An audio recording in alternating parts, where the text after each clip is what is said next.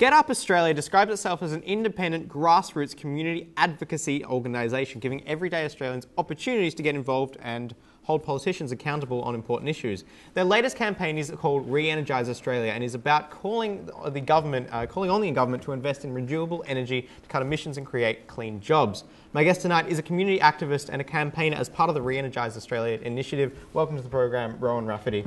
Hey, Paul. How are you going today? Good. Brilliant. Now, can we start off, you're a campaigner, you're involved in this, you've been involved in GetUp for a few years now.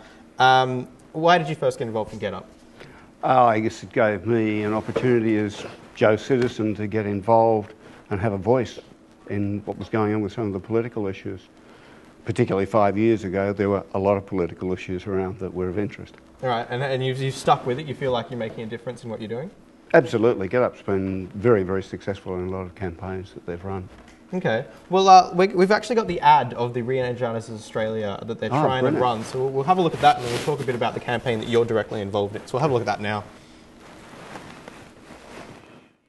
Here at the Australian Coal Lobby, our brandologists have spent millions of dollars on ads to make coal sound less damaging to the environment and more hip. So, from the industry that brought you clean coal and new gen coal, we now present iCoal 2.0. iCoal 2.0 doesn't cut emissions or create new jobs, but it does make us feel better about polluting. Creating hundreds of thousands of new jobs in renewable energy? No need. Thanks to iCoal 2.0, the product that cleans up coal simply by changing its name.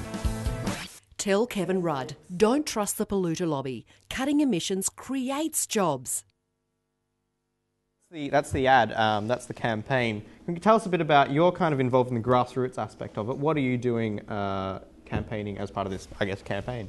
Well, there are two things, I guess, Paul. One is what I'm doing and the other people here in Melbourne, but I'd also like to say that there are campaigns going on in 4 marginal electorates throughout Australia. One is Swan in Western Australia, one is Sturt in South Australia, one in Bass in Tasmania, and one right here in the seat of Melbourne, Lindsay Tanner's seat, the Finance Minister. The area that I'm from, which is the suburb of Kensington, has been the first part of kicking off this campaign. And what we're doing in there is we're door knocking. We're collecting signatures on a petition that will ultimately be put in Lindsay Tanner's hands. We're also collecting information regarding voters' potential changes of their minds in the next federal election. And that work is being done mainly on the weekends. And there's an increasing number of people who are getting involved through that door knocking to hold house meetings, to get further involved in the campaign. So let's talk about the actual, what are we trying to do here? It's about, the problem is that the big polluters, they've got heaps of sway with government. They're trying to get lots of concessions and, I guess, well, not kickbacks, but compensation for what's going to be happening. What's GetUp trying to push in terms of clean jobs? What's the idea there? Mainly to emphasise the fact, I mean, we hear comments around the place like save jobs, protect the economy. Well, if we're saving jobs in polluting industries, ultimately those jobs are going. And people are making it sound like there are no jobs to be had in renewable energy. We've just lost 100 jobs in solar systems up in Mildura. We're losing jobs out of renewable energy right at the moment because the government will not put more of an emphasis onto the renewable energy sector. So we're trying to move away from the subsidies to the polluters, the idea of putting money and research into things like clean coal, really, and have them move into things like solar energy. Okay, so is the fact that what's the government stance at the moment? Are they just kind of ignoring this whole thing, or are they just are they giving too much leeway to the big polluters?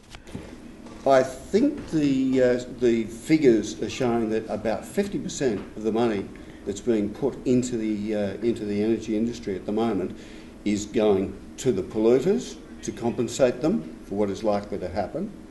The other half is divided between things like the clean coal research, and what's left is looking at renewable energy.